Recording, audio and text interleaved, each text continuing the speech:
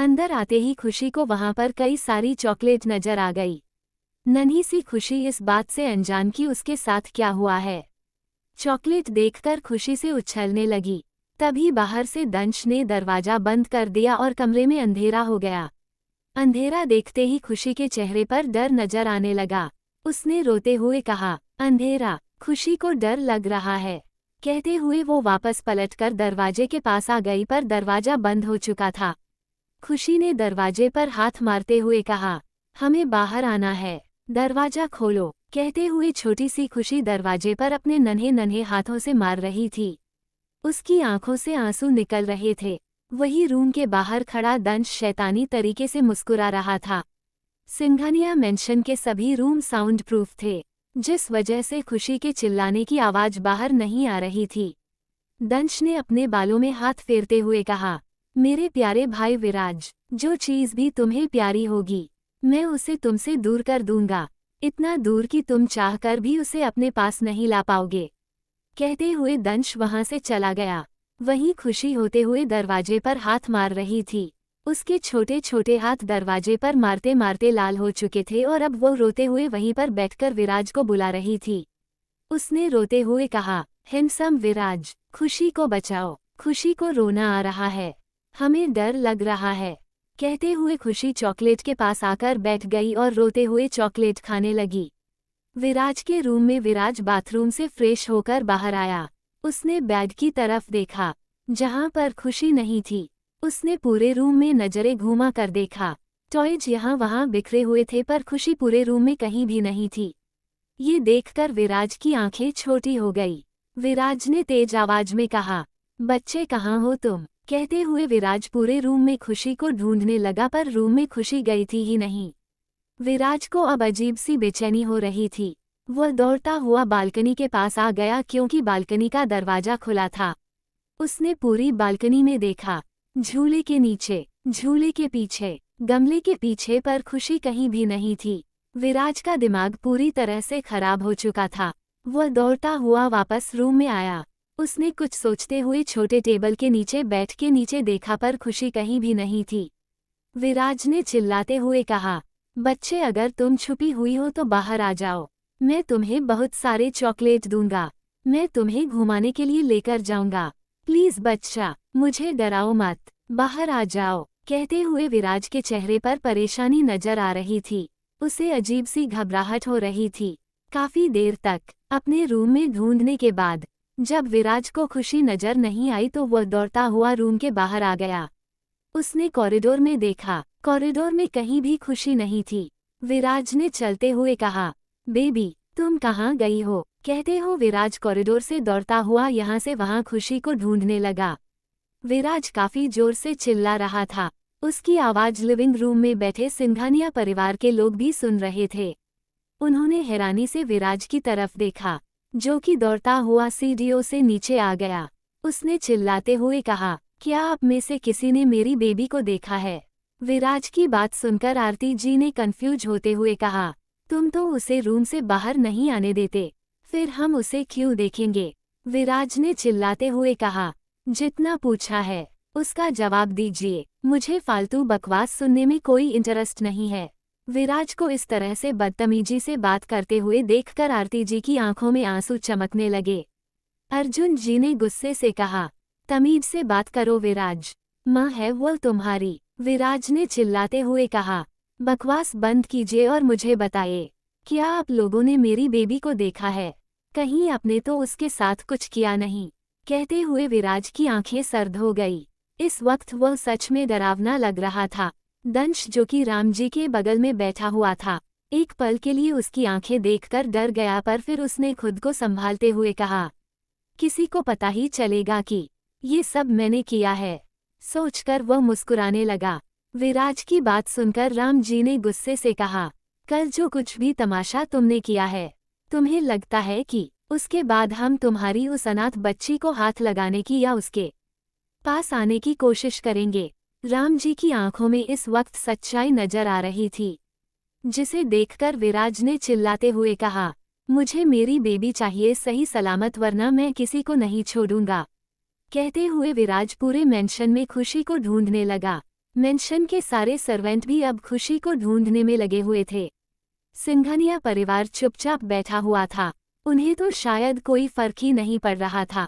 राम जी ने खुद से कहा, अच्छा ही होगा अगर वो लड़की कहीं जाकर मर जाए और इसे मिले ही ना। राम जी की बात सुनकर आरती जी ने उनकी तरफ देखते हुए कहा, आप किसी छोटी सी बच्ची के बारे में ऐसी बात कैसे कर सकते हैं? पापा जी, राम जी ने आरती जी को घूरते हुए कहा, वह छोटी सी बच्ची हमारी जिंदगी बर्बाद करने के लिए आई है। वह मनहूस है, उसकी वजह से उसके माँ बाप मर गए। राम जी की बात सुनकर आरती जी चुप हो गई। राम जी बेफिजूल में छोटी सी खुशी पर आरोप लगा रहे थे, जबकि गलती तो विराज और दंश की थी, पर आरती जी उनके सामने ज्यादा बात नहीं करती थी, इसलिए उन्होंने कुछ भी नहीं कहा। विराज को खुशी को ढूंढते हुए 1 घंटे से ज्यादा का वक्त हो चुका था, पर अब तक उसे खुशी कहीं भी नहीं मिली थी। वो गुस्से से पागल हो चुका था। उसने अपने रूम में आकर डीजे का नंबर डायल कर दिया। दूसरी तरफ से डीजे ने कॉल उठाते हुए कहा, बोलो मेरे शेर। डीजे की एक साइड आवाज सुनकर विराज ने अपनी आवाज को कंट्रोल करते हुए कहा, आप प्लीज यहाँ पर आ जाओ। विराज की ऐसी आवाज सुनकर डीजे ने कहा, क्या हुआ? विराज ने कहा, प्लीज। डीजे समझ गए कि जरूर कोई प्रॉब्लम आ गई है। उन्होंने प्यार से कहा, तुम खुद को संभालो, मैं अभी आ रहा हूँ। कहते हुए डीजे ने कॉल कट कर दिया और अपने बेड पर बैठ गया। उसने खुशी की ड्रेस को अपने हाथ में लेते हुए कहा, तुम कहाँ चली गई बेबी? कहते हुए विराज के चेहरे पर दर्द नजर आने लगा। खुशी उसके लिए उसकी पूरी दुनिया बन गई थी। अब उसकी दुनिया सिर्फ नन्ही सी खुशी के आगे पीछे घूमती थी। खुशी के न मिलने की वजह से विराज को ऐसा लग रहा था जैसे उससे उसकी जिंदगी छीन ली हो। घर के सभी सर्वेंट अभी भी खुशी को ढूंढ रहे थे। वही धानी और अनु दोनों डरी हुई थी, क्योंकि उन्होंने दंश को खुशी को रूम में बंद करते हुए देख लिया था। धैर्य को तो इस बारे में कोई खबर ही नहीं थी, पर वह भी परेशान था क्योंकि उसे वह नन्ही एंजल बहुत ज्यादा पसंद थी। उसने अपने दोनों हाथ जोड़ते हुए कहा, भगवान जी, प्लीज नन्ही सी एंजल को बचा लो। वह जहाँ भी है उसे जल्दी से विराज भाई के पास भेज दो। उसे बहुत भूख लगती है। उसे भूख लगी होगी। धैर्य की बात सुनकर उसके बगल में खड़ी धानी, जो कि काफी ज्यादा डरी हुई थी, उसने गुस्से से कहा, आप उसके लिए प्रे क्यों कर रहे हो भाई? मैं तो चाहती हूँ कि वो कभी वापस ना आए। वो हमेशा हमेशा के लिए हमारे घर से दूर चली जाए। दादाजी जो कह रहे थे कि वो मर जाएगी तो अच्छा होगा। धानी की बात सुनकर धैर्य ने गुस्से से कहा, ऐसी बकवास बातें मत करना। किसी की मौत की दुआ मांगना बहुत बुरी बात होती है। भगवान जी हमें कभी माफ नहीं करेंगे। वह तो छोटी सी बच्ची है ना, तुम तो उससे बड़ी हो। ऐसी बातें दोबारा मत करना। धैर्य की बात सुनकर धानी ने कुछ नहीं कहा। उसने डरती हुई नजरों से दंश की तरफ देखा। दंश बिल्कुल रिलैक्स होकर बैठा था। उसे यकीन था कि विराज को कभी पता नहीं चलेगा कि ये सब कुछ उसने किया है, और जब तक विराज खुशी का पता लगा तब तक खुशी को कुछ ना कुछ तो हो ही जाएगा। ये सोचकर वो मुस्कुरा रहा था। वही रूम के अंदर छोटी सी खुशी रोते रोते फ्लोर पर सो गई थी। उसके पूरे चेहरे पर चॉकलेट लगी हुई थी। ठंडा फ्लो होने की वजह से वह कांप रही थी। तभी उसे एहसास हुआ कि उसे कुछ काट रहा है। उसने अपनी आंखें खोलकर देखा तो एक बड़ा सा चूहा उसके पैरों को कुतर रहा था। चूहे को देखते ही खुशी उठकर खड़ी हो गई और रोते हुए पूरे रूम में भागने लगी। वो अपने नन्हे नन्हे कदमों से यहाँ से वहाँ भागते हुए रोते हुए विराज का नाम ले रही थी। कुछ ही दूरी पर एक बड़ा सा लोहे का रोड रखा हुआ था। दौड़ते हुए खुशी का पर उसे रोड से अटक गया और वह मुंह के बाल फ्लो पर गिर गई। वो इतनी जोर से नीचे गिरी थी कि उसके मुंह से चीख निकल गई और उसके माथे से खून निकलने लगा। वह रोते हुए वहीं पर लेट गई। उसे अब हल्की बेहोशी भी आने लगी थी। एक तो ज्यादा रोना, ऊपर से सुबह से उसने कुछ भी नहीं खाया था। उसने रोते हुए कहा, हैंडसम विराज, खुशी को बचा लो। कहते हुए खुशी की आंखें पूरी तरह से बंद हो गई और वह नन्ही सी परी वहीं पर बेजान सी होकर गिर गई।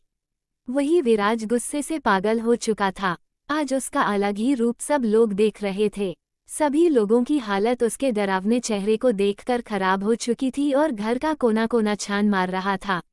सिंघानिया परिवार के लोग अभी भी लिविंग रूम में बैठे हुए थे। तभी लिविंग रूम का दरवाजा जोर की आवाज के साथ खुला और डीजे अपने कई सारे आदमियों के साथ रूम के अंदर आ गया। डीजे को देखते ही सिंघानिया परिवार की आंखें हैरानी से बड़ी हो गई। राम सिंघानिया जो कि चुपचाप बैठे हुए थे, उन्होंने गुस्से से डीजे को घूरते हुए कहा, तुम्हारी हिम्मत कैसे हुई हमारे घर के अंदर आने की? डीजे ने राम सिंघानिया को घूरते हुए कहा, तुम्हारी इतनी औकात नहीं की, मैं तुम्हें जवाब दूं। क्या किया है तुम लोगों ने मेरे शेर के साथ? कहते हुए डीजे ने चिल्लाते हुए कहा, विराज। डीजे की आवाज सुनकर विराज जो कि खुशी को मंदिर के आसपास के इलाकों में ढूंढ रहा था, तेज कदमों से चलता हुआ लिविंग रूम में आ गया। विराज के चेहरे को देखकर डीजे हैरान हो गया। विराज की आंखें खून की तरह लाल लग रही थी। ऐसा लग रहा था जैसे उसने खुद को रोने से रोका हो। उसके बाल भी बिखरे हुए थे और इस वक्त वह सच में बेहद डरावना लग रहा था। डीजे ने विराज के पास आकर उसे कंधों से पकड़कर उसकी तरफ देखते हुए कहा, क्या हुआ? विराज ने गुस्से से कहा, मेरी बेबी मिल नहीं रही है, पिछले 1 घंटे से मैं उसे ढूंढ रहा हूँ। विराज की बात सुनकर डीजे की आंखें हैरानी से बड़ी हो गई। उन्होंने कहा, पर वो तो इतनी छोटी है, वह ऐसे कैसे कहाँ चली गई? विराज ने चिल्लाते हुए कहा, मुझे नहीं पता, मुझे बस मेरी बेबी चाहिए। विराज को इस तरह से हाइपर होते हुए देखकर डीजे ने उसे शांत करते हुए कहा, ठीक है, तुम शांत हो जाओ, हम उसे जल्दी ढूंढ लेंगे। कहते हुए डीजे ने अपने आदमियों की तरफ देखते हुए कहा, पूरे मेंशन को छान मारो, मुझे किसी भी कीमत पर वह नन्ही शहजादी चाहिए वरना तुम में से कोई जिंदा नहीं बचेगा। डीजे की बात सुनकर सभी आदमी घबराते हुए पूरे मेंशन में खुशी को ढूंढने के लिए चले गए। राम सिंघानिया ने चिल्लाते हुए कहा, अपने आदमियों को लेकर अभी के अभी यहाँ से बाहर निकलो। मैंने अपने घर में आने की इजाज़त तुम्हें भी नहीं दी और तुम अपने आदमियों को घुस रहे हो। राम सिंघानिया की बात सुनकर डीजे ने उन्हें घूरते हुए कहा, पता नहीं बुढ़े, मुझे लग रहा है कि उसे छोटी सी बच्ची की किडनैपिंग के पीछे तेरा हाथ है। कहीं तूने ही तो उसे किडनैप करके कहीं भेज नहीं दिया ना? डीजे की बात सुनकर राम सिंघानिया उसे गुस्से से घूरने लगे। विराज ने सिंघानिया परिवार की तरफ देखकर चिल्लाते हुए कहा, आखिरी बार पूछ रहा हूँ, अगर मेरी बेबी के बारे में कुछ भी पता है तो बता दो। अगर मुझे पता चला कि आप में से किसी का भी हाथ उसके गायब होने के पीछे है, उसकी कसम खाकर कहता हूँ, जिंदा नहीं छोड़ूंगा। विराज की बात सुनकर पूरा सिंघानिया परिवार घबराते हुए उसकी तरफ देखने लगा। एक पल के लिए दंश को फिर से डर लगने लगा पर उसने खुद को संभाल लिया। वही धानी और अनु की हालत तो और ज्यादा खराब हो चुकी थी। विराज की बात सुनकर आरती जी ने रोते हुए कहा, तुम कैसी बात कर रहे हो विराज? हम क्यों उसके साथ कुछ करेंगे? हम सब तो सुबह से यही है, वह जरूर कहीं छुप गई होगी, तुम ध्यान से देखो। आरती जी की बात सुनकर विराज ने फिर से उन सब की तरफ देखते हुए कहा, अगर उसके गायब होने के पीछे आप में से किसी का हाथ ना हो तो ही बेहतर होगा वरना मरने के लिए तैयार हो जाना। कहते हुए विराज गुस्से से ऊपर चला गया। डीजे भी उसके पीछे खुशी को ढूंढने के लिए चले गए। उन दोनों के जाते ही राम सिंघानिया ने गुस्से से टेबल पर हाथ मारते हुए कहा, इस दिग्विजय जिंदल को तो हम छोड़ेंगे नहीं। हमारे पोते को पूरी तरह से अपना बना दिया है। उसने जरूर इसको कुछ किया है वरना हमारा पोता है, इसे हर बार क्यों बुलाता है? इन दोनों के बीच में आखिर रिश्ता क्या है? इस वक्त राम सिंघानिया को बहुत गुस्सा आ रहा था। एक वक्त था जब दिग्विजय जिंदल उनका दोस्त हुआ करता था पर आज दुनिया में वह सबसे ज्यादा नफरत दिग्विजय जिंदल से ही करते थे। विशाखा जी ने राम सिंघानिया को शांत करते हुए कहा, शांत हो जाए, इस वक्त विराज बहुत गुस्से में है। आपने देखा है ना 2 दिनों में कि विराज उस छोटी सी बच्ची से कितने अटैच हो चुके हैं। भगवान करे कि वह बच्ची मिल जाए वरना पता नहीं विराज क्या करेंगे। विशाखा सिंघानिया की बात सुनकर राम सिंघानिया ने उन्हें घूरते हुए कहा, तुम कैसी दुआ मांग रही हो? मैं तो चाहता हूँ कि वो कभी भी ना मिले, उसे कुछ हो जाए। विराज 2 दिन तक तकलीफ में रहेंगे पर हमेशा हमेशा के लिए छुटकारा मिल जाएगा। राम सिंघानिया की बात सुनकर आरती जी के चेहरे पर गुस्सा नजर आने लगा पर उन्होंने कुछ भी नहीं कहा। धानी और अनु ने मजबूती से एक दूसरे का हाथ पकड़ा हुआ था। दोनों ने आंखों से एक दूसरे को कुछ इशारा किया और चुपचाप वहां से अपने रूम में चली गई।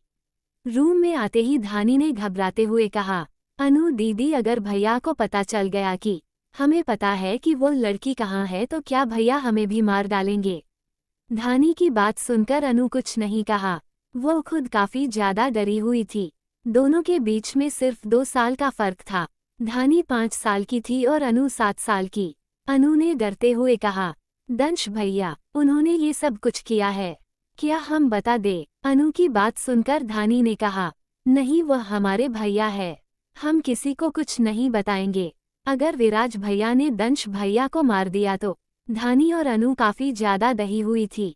उन्हें कुछ भी समझ नहीं आ रहा था कि वो क्या करें, क्योंकि विराज की धमकी सुनकर उन्हें ऐसा लग रहा था कि अगर विराज को पता चल गया कि उन्हें पता था कि खुशी कहाँ है और उसके साथ क्या हुआ है, तो विराज पक्का उन्हें जान से मार डालेगा। पिछली बार भी विराज में धानी से साफ साफ कहा था कि अगर उसने दोबारा उसके रूम में कदम रखा तो वो उसकी टांगें तोड़ देगा। धानी को अभी भी विराज की मजबूत पड़कर अपने हाथों पर एहसास था। उसकी आंखों से आंसू निकल रहे थे।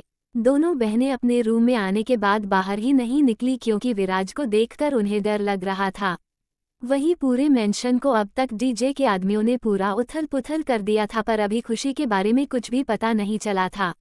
विराज ने गुस्से से अपने बाल खींचते हुए कहा, बच्चे कहाँ हो तुम? कहते हुए विराज की आंख से एक आंसू की बूंद उसके गाल पर आ गई। डीजे ने विराज की तरफ देखकर उसे गले से लगाते हुए कहा, शांत हो जाओ, शांति से काम लो, तभी सब कुछ ठीक होगा। इस तरह से परेशानी से कुछ नहीं होगा। डीजे की बात सुनकर विराज ने चिल्लाते हुए कहा, मेरी बेबी पिछले 2 घंटे से मिली नहीं है और आपको लगता है कि मैं शांत रहूंगा? मुझे वह चाहिए। विराज की बात सुनकर डीजे ने अपनी आंखों को बंद करते हुए कहा, ओके, तुम शांत हो जाओ, वो हमें मिल जाएगी। एक बॉडीगार्ड ने कॉरिडोर के कोने में मेरे रूम की तरफ इशारा करते हुए कहा, हमने वह रूम चेक नहीं किया है। बॉडीगार्ड की बात सुनकर विराज ने गुस्से से कहा, मैंने कहा था ना, इस फ्लो का एक कोना भी मत छोड़ना। फिर तुम लोगों ने उसे चेक क्यों नहीं किया? कहते हुए विराज दौड़ता हुआ उस रूम की तरफ चला गया। डीजे भी उसके पीछे दौड़ता हुआ रूम के पास आ गया। रूम बाहर से बंद था, जिसे देखकर विराज की आंखें गहरी हो गई। उसने जल्दी से दरवाजा खोला और अंदर आ गया। अंदर सिर्फ अंधेरा था। विराज ने चिल्लाते हुए कहा, बच्चे, क्या तुम यहाँ पर हो? कहते हुए विराज वहाँ पर चलने लगा। तभी उसे ऐसा लगा जैसे उसका पर किसी चिपचिपी चीज पर पड़ा है। विराज ने नीचे झुककर देखा तो उसे कुछ भी समझ नहीं आया। तभी डीजे ने अंदर जाकर स्विच ऑन कर दिया। स्विच ऑन होते ही विराज का ध्यान जमीन पर गिरी हुई चीज पर गया। वह चिपचिपी चीज चॉकलेट थी, जो कि मेल्ट हो चुकी थी। चॉकलेट को इस रूम में देखते ही विराज की आंखें गहरी हो गई। उसने चिल्लाते हुए कहा, बच्चे। कहते हुए विराज इस रूम में यहाँ से वहाँ खुशी को ढूंढने लगा। तभी उसका ध्यान कुछ दूरी पर बेजान सी पड़ी खुशी पर गया। उसे देखते ही विराज को ऐसा लगा जैसे किसी ने उसकी सांसें छीन ली हो। विराज दौड़ता हुआ खुशी के पास आया। उसने देखा तो खुशी मुंह के बाहर फ्लो पर गिरी हुई थी। विराज ने जल्दी से खुशी को अपनी गोद में उठाकर उसे अपने सीने से लगाते हुए कहा, मेरा बच्चा, तुम ठीक तो हो ना? कहते हुए विराज का ध्यान खुशी पर गया, जो पूरी पसीने से भीगी हुई थी। उसके माथे से खून निकल रहा था। खुशी अनकॉन्शियस हो चुकी थी। उसकी ऐसी हालत देखकर विराज जैसे पागल हो चुका था। उसने चिल्लाते हुए कहा, बच्चे, अपनी आंखें खोलो। विराज की हरकत देखकर डीजे ने उसे हिलाते हुए कहा, इसे बाहर लेकर चलो, यहाँ पर ऑक्सीजन लेवल बहुत कम है, घुटन की वजह से बेहोश हो गई होगी। चलो डॉक्टर के पास लेकर जाना होगा इसे। डीजे की बात सुनकर विराज जैसे होश में वापस आया। इस वक्त वह सबसे पहले खुशी की जान बचाना चाहता था। विराज दौड़ता हुआ बाहर आ गया। बाहर आते ही उसने खुशी का लाल चेहरा देखा। उसकी आंखों से आंसू बहने लगे। खुशी की ऐसी हालत वो बर्दाश्त नहीं कर पा रहा था। डीजे ने विराज को संभालते हुए कहा, विराज, आप इन्हें हमें दीजिए। विराज ने खुशी को मजबूती से अपने सीने से लगाते हुए कहा, बिल्कुल नहीं, मैं अपनी बेबी को किसी को नहीं दूंगा। कहते हुए विराज खुशी को अपने सीने से लगाकर दौड़ता हुआ सीढ़ियों से नीचे उतरने लगा। डीजे भी उसके साथ दौड़ते हुआ नीचे आ रहे थे। सिंघानिया परिवार के लोगों ने जब देखा कि वह बच्ची मिल चुकी है, किसी के चेहरे पर उदासी तो किसी के चेहरे पर मुस्कुराहट नजर आने लगी। राम सिंघानिया ने खुद से कहा, काश मर जाती तो भला होता। सोचते हुए उनके चेहरे पर अजीब से एक्सप्रेशन आ गए। वहीं दंश के चेहरे पर परेशानी नजर आने लगी। उसने खुद से कहा, अगर किसी को पता चल गया कि ये सब मैंने किया है तो पर किसी को कैसे पता चलेगा। ये सब तो मैंने अकेले ही किया था। सोचते हुए वह रिलैक्स हो गया। विराज खुशी को लेकर दौड़ता हुआ मेंशन से बाहर आ गया। उसने ड्राइवर की तरफ देखकर चिल्लाते हुए कहा, हॉस्पिटल की तरफ चलो। कहते हुए वह कार के अंदर बैठ गया। उसने खुशी को अभी भी मजबूती से अपने सीने से लगाया हुआ था। डीजे भी आकर उसके बगल में बैठ गए। वह जानते थे कि इस वक्त विराज कितनी ज्यादा तकलीफ में होगा। उसने खुशी को पूरी तरह से अपनी जिंदगी अपना सुकून मान लिया था और अब खुशी की ऐसी हालत देखकर वह पूरी तरह से बौखला चुका था। ड्राइवर ने कार स्टार्ट कर दी और कार तेजी से हॉस्पिटल की तरफ जाने लगी। डीजे ने विराज की तरफ देखते हुए कहा, विराज शांत हो जाए, हमारी शहजादी को कुछ नहीं होगा, वह ठीक हो जाएगी। डीजे की बात सुनकर विराज ने कुछ नहीं कहा। वो बस खुशी के मासूम से चेहरे की तरफ देख रहा था, जो कि शायद ज्यादा रोने की वजह से लाल हो चुका था। उसके होठों पर भी चोट लग चुकी थी। उसके माथे से भी खून निकल रहा था। उसके हाथों और पैरों पर चूहे के दांतों के निशान थे। खुशी की ऐसी हालत देखकर विराज में गुस्से से अपनी आंखें बंद करते हुए कहा, अगर आपकी इस हालत के पीछे किसी का हाथ है तो मैं वादा करता हूँ, मैं उसे इंसान की ऐसी हालत करूँगा कि वह अपनी शक्ल देखने के लायक भी नहीं रहेगा। कहते हुए विराज ने मजबूती से अपनी आंखों को बंद कर ली। आधे घंटे के बाद विराज और डीजे एक प्राइवेट हॉस्पिटल में मौजूद थे। पूरे फ्लोर पर उनके बॉडीगार्ड के अलावा कोई भी नहीं था।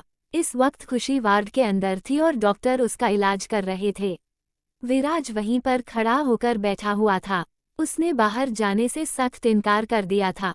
डॉक्टर ने भी उसके एटीट्यूड को देखकर ज्यादा फोर्स नहीं किया और वह इस तरह से खुशी का इलाज करने लगे। खुशी बिना कपड़ों के बेजान सी बेड पर लेटी हुई थी। उसकी छोटी सी बॉडी पर कई जगह पर चोटों के निशान थे। खुशी को इस कंडीशन में देखकर विराज की आंखों से आंसू निकल रहे थे। आखिर वह थी कितनी, सिर्फ 3 साल की छोटी सी जान। डॉक्टर ने खुशी के चोटों पर मरहम लगा दिया था और उसके सर पर भी बैंडेज कर दी थी। उन्होंने विराज की तरफ देखते हुए कहा, ये बिल्कुल ठीक है, कुछ देर में होश आ जाएगा। शायद इन्होंने कुछ भी नहीं खाया है, इसलिए होश में आने के बाद इन्हें कुछ हल्का खिला दीजिएगा। डॉक्टर की बातें सुनकर विराज ने अपना सर हिला दिया और उसी तरह से बैठकर खुशी के मासूम से चेहरे की तरफ देखने लगा। डॉक्टर बाहर जा चुके थे और विराज खुशी का हाथ पकड़कर बैठा हुआ था। नज़ ने खुशी को हॉस्पिटल का छोटा सा गाउन पहना दिया था, जिसमें वह काफी क्यूट लग रही थी। विराज ने खुशी की हथेली को चूमते हुए कहा, आई एम सॉरी बेबी, मैं बहुत बुरा हूँ ना, मैंने आपका ध्यान नहीं रखा।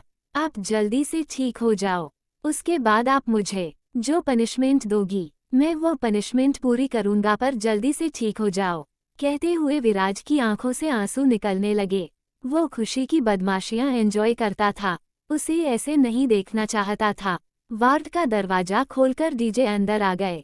उनका ध्यान विराज पर गया। उन्होंने 3 साल बाद फिर से विराज की आंखों में आंसू देखे थे। डीजे ने विराज के पास आकर उसके कंधों पर हाथ रखते हुए कहा, मेरे शेर, तुम कमजोर नहीं पड़ सकते। मेरे शेर की शेरनी भी कमजोर नहीं है। देखना जैसे ही होश आएगा फिर से बदमाशी करना शुरू कर देगी। डीजे की बात सुनकर विराज ने पलटकर डीजे को मजबूती से गले लगाते हुए कहा, मैं उसे ऐसे नहीं देख पाता। मैं उसके चेहरे पर मुस्कुराहट देखना चाहता हूँ। उसे मस्ती करते हुए देखना चाहता हूँ। उसे ऐसे बिल्कुल भी नहीं देखना चाहता। विराज की बात सुनकर डीजे ने मजबूती से उसे गले लगाकर छोटी सी खुशी की तरफ देखते हुए कहा, हमारी खुशी बहुत जल्दी ठीक हो जाएगी।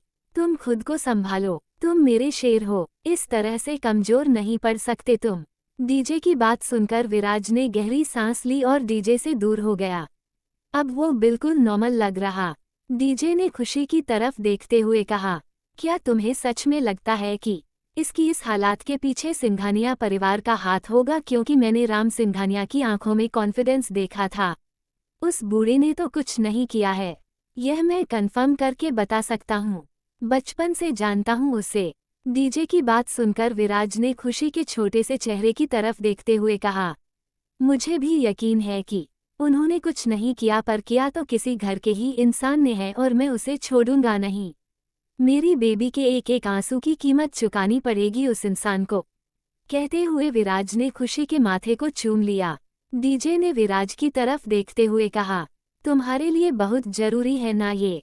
विराज ने डीजे की आंखों में आंखें डालकर देखते हुए कहा, मेरी जान से ज्यादा जरूरी है। विराज की बात सुनकर डीजे के होठों पर प्यारी सी मुस्कुराहट आ गई। डॉक्टर ने अंदर आते हुए कहा, अगर आप लोग चाहे तो इन्हें जा सकते हैं, कुछ देर में होश आ जाएगा, बस वक्त पर इन्हें खाना खिला दीजिएगा और दवाई दे दीजिएगा। डॉक्टर की बात सुनकर विराज ने कुछ नहीं कहा। डीजे ने बस अपना सर हिला दिया। विराज की आवाज का गुस्सा महसूस करके डीजे ने उसे शांत करते हुए कहा, अगर उनमें से किसी का भी हाथ हमारी प्रिंसेस के लापता होने में हुआ तो हम भी उन्हें नहीं छोड़ेंगे। डीजे की बात सुनकर विराज ने कुछ नहीं कहा। डीजे ने खुशी की तरफ देखते हुए कहा, हम चाहते हैं कि आप प्रिंसेस को लेकर हमारे साथ हमारे मेंशन चले सी। विराज ने एक नज़र खुशी की तरफ देखकर डीजे की तरफ देखते हुए कहा, नहीं, मैं सिंघानिया मेंशन में ही जाऊंगा। मैं देखना चाहता हूं कि कौन है जो मेरी बेबी को नुकसान पहुंचाना चाहता है। किसकी इतनी हिम्मत है कि वह विराज सिंघानिया की बेबी को तकलीफ दे। अगर मैं आपके साथ आ गया तो उसे लगेगा कि मैं डर गया, पर विराज सिंघानिया किसी से नहीं डरता। ये बात मुझे साबित करनी है। विराज की बात सुनकर डीजे ने कहा, ठीक है, हम आप दोनों को मेंशन छोड़ देते हैं। कुछ देर बाद प्रिंसेस को वैसे भी होश आ जाएगा। विराज ने अपना सर हिलाया और नन्ही सी खुशी को अपनी गोद में उठा लिया। डीजे ने खुशी के कपड़े देखते हुए कहा, आप उनके कपड़े चेंज कर दीजिए, हम अभी इनके लिए कुछ कपड़े मंगवाते हैं। कहते हुए डीजे वहां से बाहर चले गए। कुछ देर बाद विराज ने खुशी के कपड़े चेंज कर दिए थे और उसे हल्की सी एक फ्रॉक पहना दी थी। खुशी भी चुपचाप विराज की गोद में लिपट कर सो रही थी। विराज खुशी को लेकर अस्पताल के बाहर आ गया। उसकी तबीयत अब बिल्कुल ठीक थी और किसी भी वक्त उसे होश आ सकता था। विराज जाकर कार में पिछली सीट पर बैठ गया। डीजे भी पैसेंजर सीट पर जाकर बैठ गए और ड्राइवर ने कार स्टार्ट करके सिंघानिया मेंशन की तरफ ले ली। कार में सन्नाटा था। डीजे चुपचाप बैठकर कुछ सोच रहे थे। वही विराज खिड़की से बाहर देख रहा था। उसके चेहरे के एक्सप्रेशन देखकर बताया जा सकता था कि इस वक्त वो कितने गुस्से में है। विराज ने खुशी के छोटे से चेहरे की तरफ देखते हुए कहा, आपकी आंखों के एक एक आंसू का बदला लूंगा मैं बेबी, यह आपके विराज का आपसे वादा है। कहते हुए विराज ने खुशी के माथे को चूम लिया। तभी उसे खुशी की पलकें हिलती हुई महसूस हुई। यह एहसास होते ही विराज के चेहरे पर एक सुकून नजर आने लगा। कब से उसकी यह छोटी सी शैतान चुपचाप लेटी हुई थी। वो उसकी ऐसी हालत बिल्कुल भी नहीं देख सकता था। जब से खुशी विराज को मिली थी, वह दिन भर बदमाशी करती रहती थी, उसे परेशान करती रहती थी, उसके कपड़े गंदे करती रहती थी, उसका रूम गंदा करती रहती थी, पर आज उसकी छोटी सी जान चुपचाप उसकी गोद में पड़ी हुई थी। विराज प्यार से खुशी की तरफ देख रहा था। खुशी ने धीरे से अपनी आंखें खोली और अपने सामने विराज का चेहरा देखते ही वो विराज से लिपट गई। उसने रोते हुए कहा, खुशी को डर लग रहा है, वहां पर चूहे हैं, हमें वहां से लेकर चलो ना, हमें यहाँ नहीं रहना। खुशी इस वक्त आधी नींद में थी और वह नींद में ही रोते हुए विराज से लिपट गई थी। खुशी की बात सुनकर विराज के हाथों की मुट्ठी बांध गई। उसने प्यार से खुशी के माथे पर अपने होंठ रखते हुए कहा, बच्चा आप बिल्कुल ठीक हो। देखो आपने जो कुछ भी देखा वह ड्रीम था, एक बैड ड्रीम। विराज की बात सुनकर खुशी ने अपनी आंखें खोलकर देखा तो इस वक्त वह कार में थी और विराज ने उसे अपनी गोद में लिया हुआ था। विराज प्यार से खुशी को देख रहा था। खुशी ने अपनी बड़ी बड़ी नीली आंखों को और बड़ा बड़ा करते हुए कहा, सच में वह खुशी का गंदा वाला ड्रीम था। विराज ने उसके गालों को खींचते हुए कहा, हाँ, वह गंदा वाला ड्रीम था। अब आपकी नींद खुल चुकी है ना, तो आपका ड्रीम भी टूट गया। विराज की बात सुनकर खुशी ने फिर से उसे मजबूती से गले लगाते हुए कहा। खुशी बहुत डर गई थी। आपको पता है, चूहे ने खुशी के पैरों को काटा था। कहते हुए खुशी अपने पैरों को देखने की कोशिश करने लगी। विराज ने जल्दी से खुशी का चेहरा अपने हाथों में भरते हुए कहा। और फिर खुशी ने नींद में चूहे को मार दिया क्योंकि खुशी स्ट्रांग है ना। विराज की बात सुनकर खुशी ने चमकती आंखों से उसकी तरफ देखते हुए कहा। सच में खुशी में चूहे को मार दिया था। खुशी की बात सुनकर विराज मुस्कुराने लगा। वही डीजे उन दोनों की बातें सुनकर खुद भी मुस्कुरा रहे थे। उन्होंने खुद से कहा, आप इस नन्ही शहजादी के लिए कितना बदल गए हैं, और जिसे ना खुद से मतलब था ना किसी और से, अब वो किसी के लिए मुस्कुराना सीख गया है, किसी के लिए झूठ बोलना, उसे बहलाना सीख गया है। हम खुश हैं कि आपकी लाइफ में खुशी आ गई, वरना हम हमेशा डरते थे कि हमारे बाद आपका क्या होगा, पर अब हम खुश हैं। कहते हुए डीजे के होठों पर एक प्यारी सी मुस्कुराहट आ गई। कुछ ही देर में उनकी कार सिंघानिया मेंशन के बाहर आकर रुकी। डीजे ने विराज की तरफ देखते हुए कहा, अगर हमारी जरूरत हो तो हमें कॉल करके बुला लीजिएगा। हमने हमारी सीक्रेट टीम को आपके मेंशन के आसपास रहने के लिए कहा है। जब भी जरूरत हो इमरजेंसी बटन क्लिक कर दीजिएगा। विराज ने अपना सर हिलाया और खुशी को अपनी गोद में लेकर घर से बाहर आ गया। अब तक दोपहर के 2 बज चुके थे। सिंघानिया परिवार के लोग ऑफिस जा चुके थे। गिन चुनकर बस कुछ ही लोग मेंशन में मौजूद थे। बच्चे भी स्कूल के लिए निकल चुके थे। विराज जब खुशी को अपनी गोद में लेकर मेंशन के अंदर आया तो उसे लिविंग रूम में आरती जी, रेखा जी और ईशा की नजर आई। वह तीनों एक दूसरे से बात कर रही थी। विराज उन तीनों को इग्नोर करके खुशी को लेकर ऊपर चला गया। वहीं आरती जी ने खुशी को सही सलामत देखकर धीरे से कहा, अच्छा हुआ ये बच्ची ठीक है, वरना पता नहीं हमारा विराज क्या करता। आरती जी की बात सुनकर उनके बगल में बैठी ईशा जी ने थोड़े गुस्से से कहा कि आप क्या कह रही है दीदी, मैं तो चाहती थी कि ये लड़की कभी मिले ही नहीं, इसके साथ कुछ हो जाए, कम से कम हमारा विराज इसे भूल तो जाता। कुछ दिन तक उसे तकलीफ होती, पर धीरे धीरे वह वापस पहले कितना नॉर्मल हो जाता।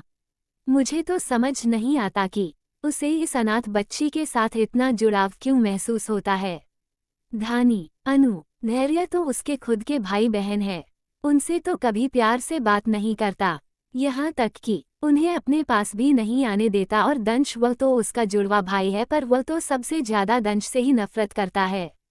मुझे तो समझ नहीं आता कि एक तरफ हमारा दंश है जो इतना समझदार, इतना प्यारा है, और दूसरी तरफ विराज जो उसे सिर्फ 15 मिनट छोटा है, इतना रूड, इतना एरोगेंट और इतना अजीब। ऐसा लगता है जैसे बचपन में आपका दूसरा बेटा खो गया था और विराज किसी और का बेटा है। ईशा जी की बात सुनकर आरती जी, जो कि अब तक चुप थी, उन्होंने गुस्से से कहा, बकवास बंद करो ईशा, कुछ भी बोल रही हो तुम, विराज मेरा ही बेटा है। आरती जी की गुस्से भरी आवाज सुनकर ईशा जी चुप हो गई। वही विराज खुशी लेकर रूम में आ गया। उसने खुशी को बेड पर बिठाते हुए कहा, आपको भूख लगी है? खुशी ने जल्दी से अपना सर हिलाते हुए कहा, खुशी को भूख लगी है, खुशी को टेस्टी वाला पास्ता खाना है। खुशी की बात सुनकर विराज ने कहा, ओके रुको आप। कहते हुए उसने अपना मोबाइल उठाकर सर्वेंट को कॉल करके उसके रूम में खुशी के लिए पास्ता बनाकर लाने के लिए कह दिया और खुशी के पास उसे अपनी गोद में लेकर बैठ गया। विराज बस प्यार से खुशी के चेहरे को देख रहा था और खुशी अपने हाथ में कई सारे टॉयज लेकर उनके साथ मस्ती कर रही थी। विराज की बात सुनकर कि जो कुछ भी उसने देखा था वह सिर्फ उसका ड्रीम था, खुशी सब कुछ भूलकर मस्ती करने में लग गई थी। वही विराज अभी भी यह सोच रहा था कि ये सब कुछ कर कौन सकता है। उसने कुछ देर तक सोच और फिर साइड टेबल पर रखा हुआ अपना मोबाइल उठाकर उसने किसी को कुछ मैसेज कर दिया। 15 मिनट के अंदर ही उसके मोबाइल पर एक वीडियो था। विराज ध्यान से वीडियो की तरफ देख रहा था। यह उसी के रूम का वीडियो था जहां पर खुशी उसके बाथरूम में जाने के बाद उछल कूद कर रही थी। खुशी मस्ती कर ही रही थी कि तभी रूम का दरवाजा खोलकर कोई अंदर आया। विराज जूम करके देखने लगा तो उसे वह चेहरा नजर आया जिसे वह बिल्कुल भी पसंद नहीं करता था। दंश को देखते ही विराज के हाथों की मुट्ठी बंध गई। विराज ने देखा कि दंश ने चॉकलेट दिखाकर खुशी को अपनी तरफ बुलाया है और छोटी सी खुशी भी चॉकलेट के लालच में अपने छोटे छोटे कदमों से चलती हुई विराज के रूम से बाहर दंश के पास आ गई। विराज सब कुछ ध्यान से देख रहा था और जैसे जैसे वीडियो आगे बढ़ रहा था उसका चेहरा गुस्से से लाल हो रहा था। वीडियो में विराज खुशी को हाथ से पकड़कर रूम से बाहर लेकर जा रहा था। इतना देखना ही विराज के लिए काफी था। उसने गुस्से से कहा, मैं तुम्हारी जान ले लूंगा दंश। 1000 बार कहा था कि मेरे रास्ते में मत आना। आज तक तुम्हें इसलिए छोड़ना था क्योंकि तुम मेरी माँ के बेटे हो, पर अब और नहीं। अब तुमने जो किया है उसकी कोई माफी नहीं है। तुमने मेरी बेबी को नुकसान पहुंचाने की कोशिश की है। तुम्हारी वजह से मेरी बेबी की आंखों में आंसू आए थे। तुम्हारी वजह से वह इतना रोई। तुम्हारी वजह से वह बीमार पड़ी। तुम्हें इसकी कीमत चुकानी होगी। दंश सिंघानिया, कहते हुए विराज में खुशी की तरफ देखा, जो कि अभी भी मस्ती कर रही थी। कुछ देर बाद सर्वेंट खुशी के लिए पास्ता बनाकर ला चुका था। विराज में खुशी को इस तरह से अपनी गोद में बिठाया और उससे प्यार से पास्ता खिलाने लगा। खुशी भी चुपचाप विराज के हाथों से पास्ता खा रही थी। साथ ही वह अपना चेहरा यहाँ वहाँ करके विराज को गिर भी रही थी, पर विराज को कोई फर्क नहीं पड़ रहा था। अब उसे खुशी की ऐसी हरकतों की आदत हो गई थी। खुशी को पास्ता खिलाने के बाद विराज ने एक दवाई खुशी सामने करते हुए कहा कि यह मीठी वाली चॉकलेट है। अगर आपने ये खा ली तो मैं आपको बड़ी वाली चॉकलेट दूंगा। चॉकलेट का नाम सुनते ही खुशी के चेहरे पर डर नजर आने लगा। विराज इतने प्यार से कहा, वह एक बुरा सपना था, आप उसे भूल जाओ ना। बैड ड्रीम था वह, और अब तो आप उठ चुकी हो ना। उठने के बाद बैड ड्रीम खत्म हो जाता है। विराज की बात सुनकर खुशी ने जल्दी से उसके हाथ से दवाई ले ली और एक झटके में दवाई खा ली। दवाई के खाते ही उसका चेहरा ऐसा हो गया जैसे वह अभी थूक देगी। वह सच में दवाई थूक थी। इससे पहले ही विराज ने उसके मुंह में चॉकलेट डाल दी। खुशी भी चॉकलेट का टेस्ट महसूस करके चॉकलेट को खाने लगी। कुछ देर बाद मस्ती करते करते और विराज को परेशान करते करते खुशी उसकी गोद में सो चुकी थी। विराज ने घड़ी में टाइम देखा। इस वक्त शाम के 5 बजे बज रहे थे। दंश, धैर्य, धानी, अनु के स्कूल से वापस आने का वक्त हो चुका था। विराज ने खुशी को अच्छे से बेड पर लिटाकर उसके माथे पर किस करते हुए कहा, आपके गुनहगार को सजा मिलकर रहेगी। कहते हुए विराज अपने रूम से बाहर आ गया। उसने लिविंग रूम में नजर घुमाकर देखा तो अभी तक कोई भी अंदर नहीं आया था। विराज कॉरिडोर में खड़ा होकर लिविंग रूम को घूर घूर कर देख रहा था। कुछ ही देर बाद डोर बेल बजी, जिसे सुनकर आरती जी खुद दरवाजा खोलने के लिए चली गई। दरवाजा खोलते ही उन्हें सामने 4 बच्चे नजर आए। दंश ने अपनी मॉम को देखा और जल्दी से उनके गले से लग गया। आरती जी ने भी प्यार से उसके माथे को चुनते हुए कहा, कैसा है मेरा बच्चा? आपका स्कूल कैसा था? क्या आज आपने मस्ती की? दंश खुशी से आरती जी को कुछ बताते हुए उनके साथ अंदर आ गया। बाकी तीनों बच्चे भी अंदर आ चुके थे। वही विराज अभी भी गुस्से से दंश को घूर रहा था। दंश आरती जी के साथ सोफे पर बैठकर कुछ बात कर ही रहा था कि तभी उसके कान में विराज की आवाज पड़ी, तुमसे पहले ही कहा था ना मेरे मैटर से, मेरे मामलों से और मुझसे दूर रहना, पर लगता है कि तुम्हारा जिंदगी से मन भर चुका है। विराज की आवाज सुनकर दंश ने पलट कर देखा तो विराज अपने दोनों हाथ पेंट की पॉकेट में डालकर उसकी तरफ आ रहा था और उसके चेहरे पर हद से ज्यादा गुस्सा नजर आ रहा था, जिसे देखकर दंश के माथे पर पसीने की बूंदें चमकने लगी। उसने धीरे से कहा, क्या इसे पता चल गया? पर इसे कैसे पता चल सकता है? वहां पर तो मेरे अलावा कोई था भी नहीं। दंश के दिमाग में यही सब चल रहा था। वही आरती जी हैरानी से विराज की तरफ देख रही थी, जो कि गुस्से में काफी डरावना लग रहा था। विराज की बातें सुनकर और उसके चेहरे के एक्सप्रेशन देखकर दंश को घबराहट हो रही थी, पर उसने अपनी घबराहट को कंट्रोल करते हुए कहा, तुम क्या बकवास कर रहे हो और मैंने क्या किया है? अब क्यों बेफिकुल में मेरे साथ लड़ाई करने के लिए आ रहे हो? देखिए मॉम, ये हमेशा ऐसे ही मुझे उकसाने के लिए मेरे पास आता है, पर मैं कभी भी रिएक्ट नहीं करता। आप खुद देखिए मॉम। दंश की बात सुनकर आरती जी ने आरती की तरफ देखकर थोड़े गुस्से से कहा, यह आप कैसी बातें कर रहे हैं विराज? भाई है दंश आपका, हमें तो समझ नहीं आता कि आखिर आपको दंश से प्रॉब्लम क्या है। वो हमेशा आपके साथ प्यार से बात करता है, प्यार से बर्ताव करता है, आपकी बदतमीजी को इग्नोर करता है, पर आप है कि हर वक्त हर पल उन्हें ऐसे ट्रीट करते हैं जैसे वह आपके कुछ लगते ही नहीं। आरती जी की बात सुनकर विराज ने उन्हें घूरते हुए कहा, अपनी बकवास बंद कीजिए मिसेज सिंघानिया। आपकी बकवास सुनने के लिए मेरे पास फालतू टाइम नहीं है, और रही बात आपके प्यारे बेटे की, तो आपका प्यारा बेटा आपको ही मुबारक हो। मुझे आपके प्यारे बेटे से कोई फर्क नहीं पड़ता, पर इसने जो कुछ भी किया है उसके बाद में इसे जिंदा तो नहीं छोड़ूंगा। 1000 बार कहा था इसे, मेरे मैटर से दूर हो।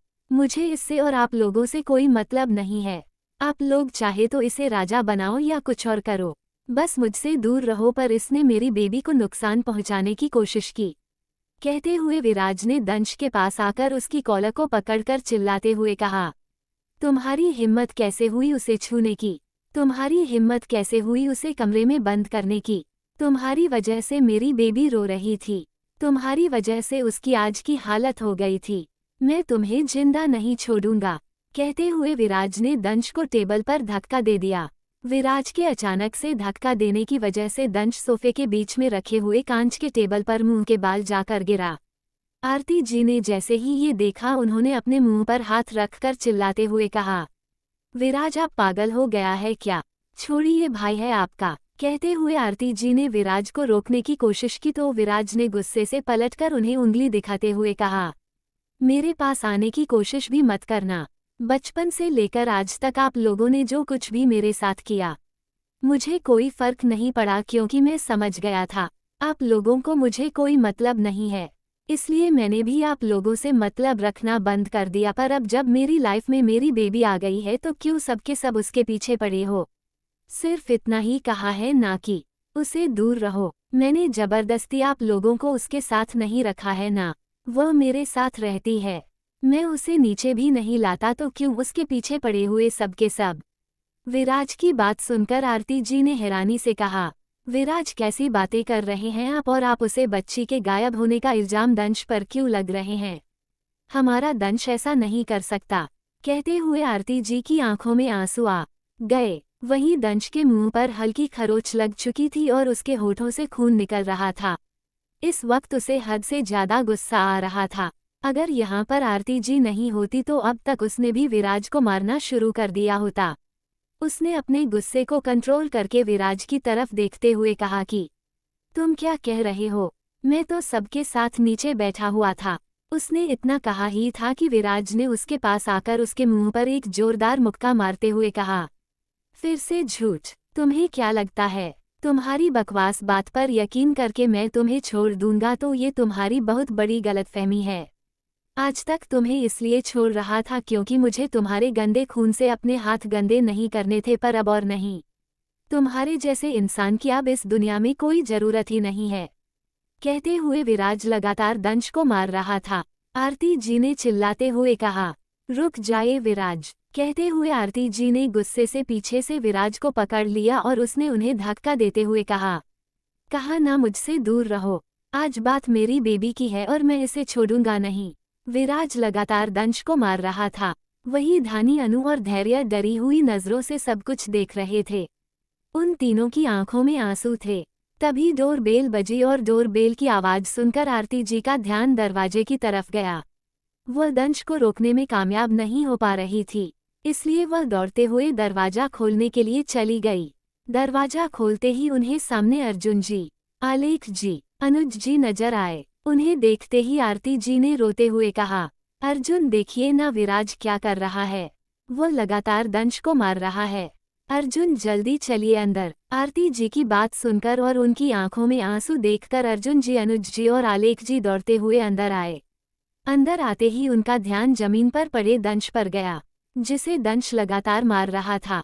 अर्जुन जी ने जैसे ही ये देखा, उन्होंने चिल्लाते हुए कहा, विराज रुक जाओ। कहते हुए अर्जुन जी दौड़ते हुए विराज के पास आ गए। उन्होंने झटके से विराज को अक्षर से दूर करके अपनी तरफ खींचकर उसे कंधों से पकड़कर चिल्लाते हुए कहा, यह क्या पागलपन है? भाई है वो तुम्हारा, क्या उसकी जान लेना चाहते हो? अर्जुन जी इस वक्त गुस्से से कांप रहे थे। उन्होंने कितनी मुश्किल से खुद को कंट्रोल किया था, ये सिर्फ वही जानते थे। विराज ने अर्जुन जी की आंखों में आंखें डालकर देखे हुए कहा, वह मेरा भाई नहीं है, ना आप मेरे बाप हो। आप में से किसी से मेरा कोई रिश्ता नहीं है, और सही कहा आपने, आज मैं उसकी जान लेकर रहूंगा। उसने मेरी बेबी को दर्द दिया है, हर एक दर्द का हिसाब चुकाना ही होगा। छोड़िए मुझे। कहते हुए विराज अर्जुन जी को धक्का देने की कोशिश करने लगा। विराज मार्शल आर्ट का स्टूडेंट था, पर था तो वह एक 10 साल का बच्चा और अर्जुन जी उसके फादर थे। अर्जुन जी ने गुस्से से विराज की तरफ देखा और एक जोरदार थप्पड़ उसके गाल पर मारते हुए कहा, चुप, बिल्कुल चुप, अब एक और शब्द अपने मुंह से निकालने की हिम्मत मत करना वरना भूल जाऊंगा कि तुम मेरे बेटे हो। अर्जुन जी ने जिंदगी में पहली बार विराज को थप्पड़ मारा था और अदिति जी अपने मुंह पर हाथ रखकर रोते हुए सब कुछ देख रही थी। दोनों तरफ उनके ही बेटे थे। उन्हें समझ नहीं आ रहा था कि वह क्या करें। उनका ध्यान जमीन पर पड़े दंश पर गया, जिसके चेहरे पर चोटों के निशान थे और जो काफी खराब हालत में लग रहा था। दंश को देखकर को दौड़ते हुए दंश के पास आ गई। वहीं विराज गुस्से से लाल आंखों से अर्जुन जी को देखने लगा। अर्जुन जी ने विराज को गुस्से से देखते हुए कहा, मुझे तो समझ नहीं आता कि कौन से पाप किए थे जो तुम हमारे घर पर पैदा हो गए। तुम्हारा भाई जो तुम्हारी इतनी मार खाने के बाद भी तुम पर पलटकर बात नहीं कर रहा क्योंकि वह तुम्हें अपना भाई मानता है, और तुम हो जो बेफिक्र में उसे कुत्तों की तरह मार रहे हो। क्या तुम्हारे अंदर दिल नहीं है? अर्जुन जी की बात है सुनकर विराज ने बेहद डरावनी आवाज में कहा, हाथ हटाए मिस्टर सिंघानिया वरना आपके हाथ काटने में एक पल का वक्त नहीं लगेगा। विराज की डरावनी आवाज सुनकर अर्जुन जी चुपचाप उसके चेहरे को देखने लगे। विराज इस वक्त बेहद डरावना लग रहा था। एक पल के लिए अर्जुन जी भी उसके चेहरे के एक्सप्रेशन देखकर डर गए। उनकी पकड़ अपने आप विराज के कंधों पर ढीली हो गई। विराज ने गुस्से से उन्हें खुद से दूर करते हुए कहा, इस थप्पड़ का अंजाम आपको भुगतना होगा।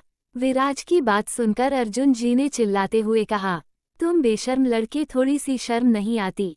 बाप हूं मैं तुम्हारा और तुम मुझे धमकी दे रहे हो? अर्जुन जी की बात है सुनकर विराज ने गुस्से से टेबल पर रखा हुआ सामान जमीन पर पटकते हुए कहा, कोई नहीं है, आप लोग मेरे कोई नहीं। बचपन से लेकर आज तक सिर्फ दर्द दिया है आप सब लोगों ने मुझे, और आपका ये प्यारा बेटा जो इतना मासूम बनने की एक्टिंग कर रहा है।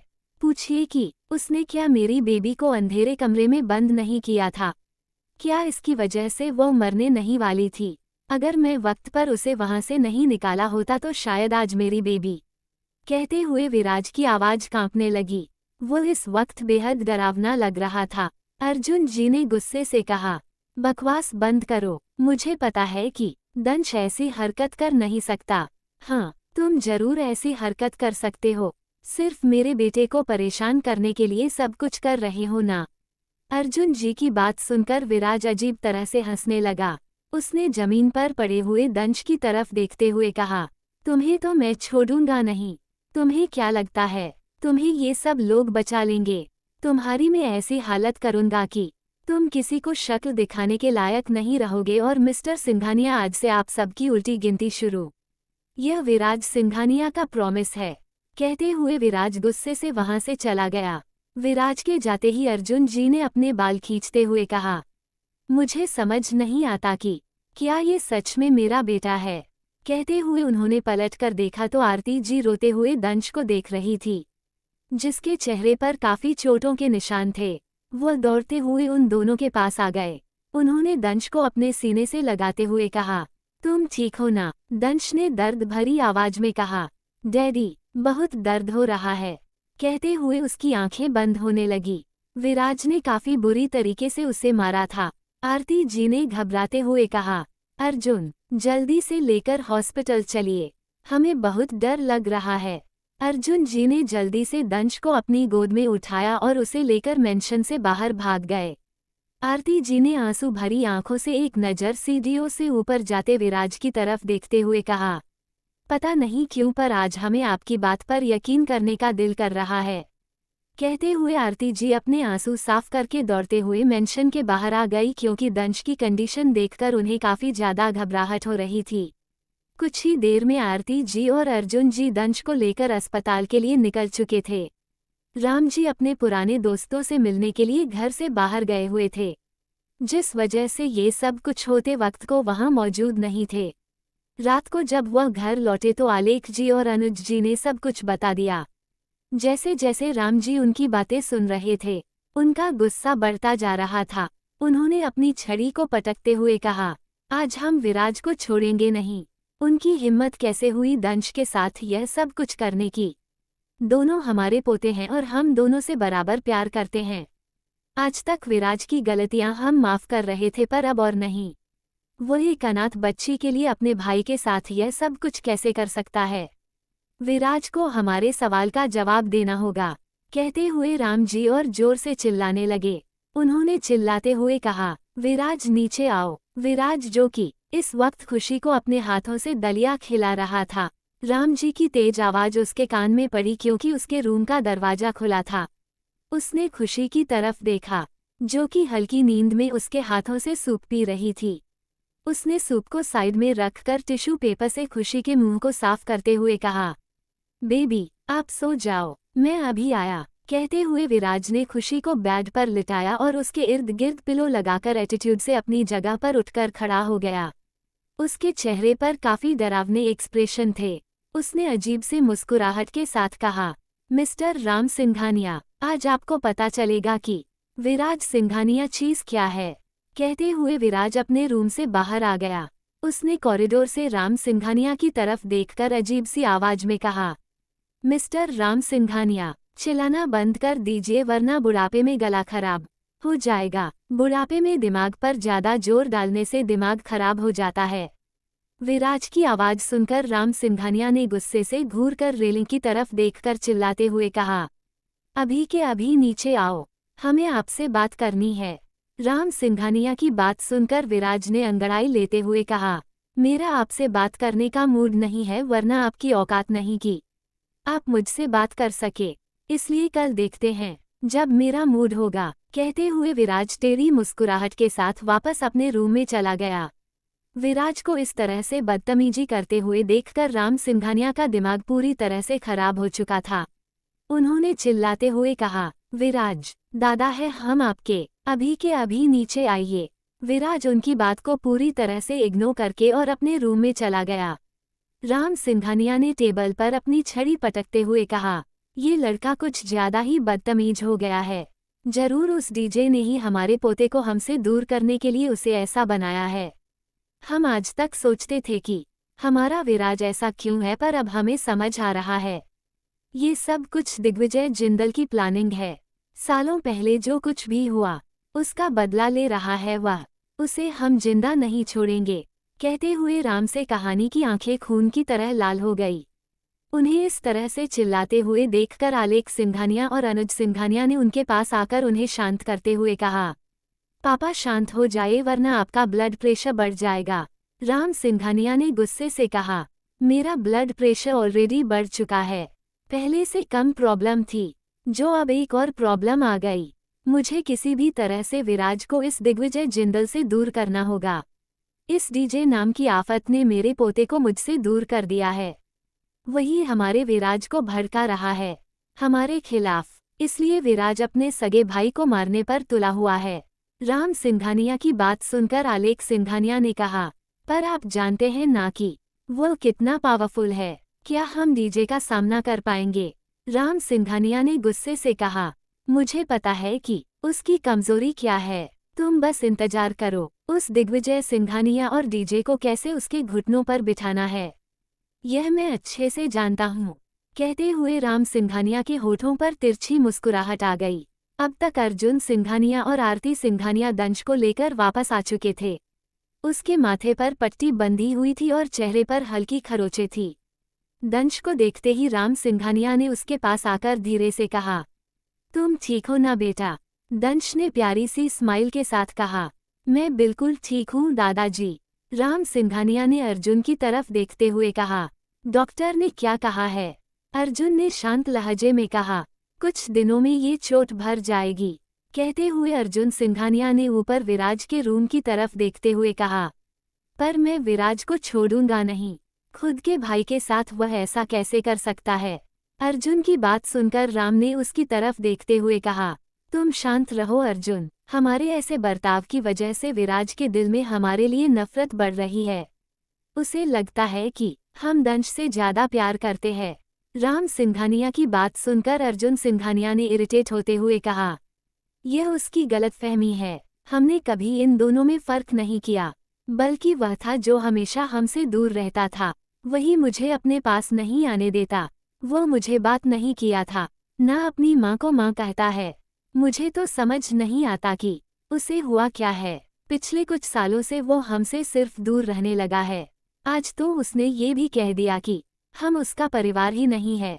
वो उस अनाथ बच्ची के लिए खुद के भाई को मारने पर तुला हुआ था। आखिर चाहता क्या है ये लड़का? मैं परेशान हो चुका हूँ इसके बर्ताव से। अर्जुन सिंघानिया की बात सुनकर आरती सिंघानिया ने दंश की तरफ देखकर सीरियस लहजे में कहा, दंश सच सच बताओ, क्या सच में तुमने उसे बच्ची को रूम में बंद किया था? आरती सिंघानिया की बात सुनकर दंश के चेहरे पर घबराहट नजर आने लगी। उसने अपने दादाजी की तरफ देखते हुए कहा, दादाजी, कहते हुए वह राम सिंघानिया से लिपट गया। राम सिंघानिया ने आरती को घूरते हुए कहा, तुम क्या बकवास कर रही हो? क्या तुम्हें हमारे दंश पर भरोसा नहीं है? हमारा दंश ऐसा कुछ नहीं कर सकता। विराज की बात होती तो हम यकीन कर लेते, पर दंश हमारा पोता है। हमने उसे बचपन से देखा है। हम अच्छे से जानते हैं कि हमारा दंश कितना अच्छा बच्चा है। वो कभी किसी के साथ गलत नहीं करता।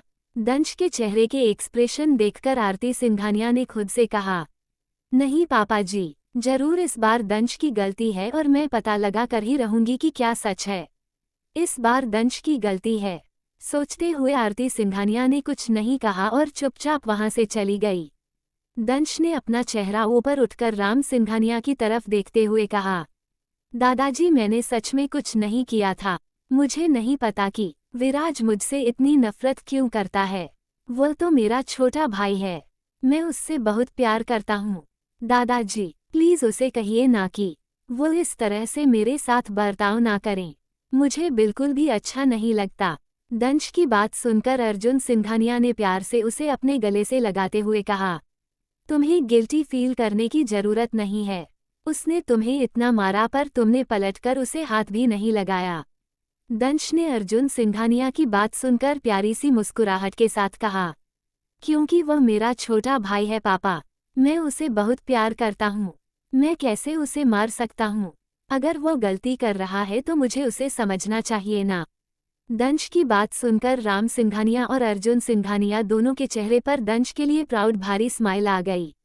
वहीं उन दोनों को विराज पर और भी गुस्सा आने लगा। आरती सिंघानिया सीढ़ियों से चढ़ती हुई विराज के रूम के बाहर आकर खड़ी हो गई। उन्होंने गहरी सांस ली और दरवाजे को खटखटाते हुए कहा, विराज, हमें आपसे बात करनी है। विराज, जो कि इस वक्त खुशी को अपनी गोद में लेकर उसे स्टोरी सुना रहा था। आरती सिंघानिया की आवाज सुनकर उसने तेज आवाज में कहा, पर मुझे आपसे बात करने में कोई इंटरेस्ट नहीं है मैसेज सिंघानिया। विराज की बात सुनकर आरती सिंघानिया ने दर्द भरी आवाज में कहा, विराज प्लीज सिर्फ एक बार। आरती सिंघानिया की ऐसी आवाज सुनकर विराज ने गहरी सांस ली और खुशी की तरफ देखते हुए कहा, बच्चा आप यहीं पर बैठो, मैं अभी आया। कहते हुए विराज ने रूम का दरवाजा खोला। दरवाजा खोलते ही आरती सिंघानिया का ध्यान विराज के रूम पर गया। हमेशा नीट और क्लीन रहने वाले विराज के रूम में चारों तरफ छोटे बच्चों के खिलौने बिखरे हुए थे और खुशी खिलौने के बीच में बैठकर उनके साथ खेल रही थी। खुशी के चेहरे की छोटी सी मुस्कुराहट देखकर आरती सिंघानिया के होठों पर भी प्यारी सी मुस्कुराहट आ गई। विराज ने अपने दोनों हाथ अपने पंथ की पॉकेट में डालकर उन्हें घूरते हुए कहा, बोलिए मैसेज सिंघानिया, क्या बात करनी थी आपको मुझसे? विराज के मुंह से सिंघानिया सुनकर आरती सिंघानिया ने आंसू भरी आंखों से उसकी तरफ देखते हुए कहा, मैं आपकी मां हूं विराज।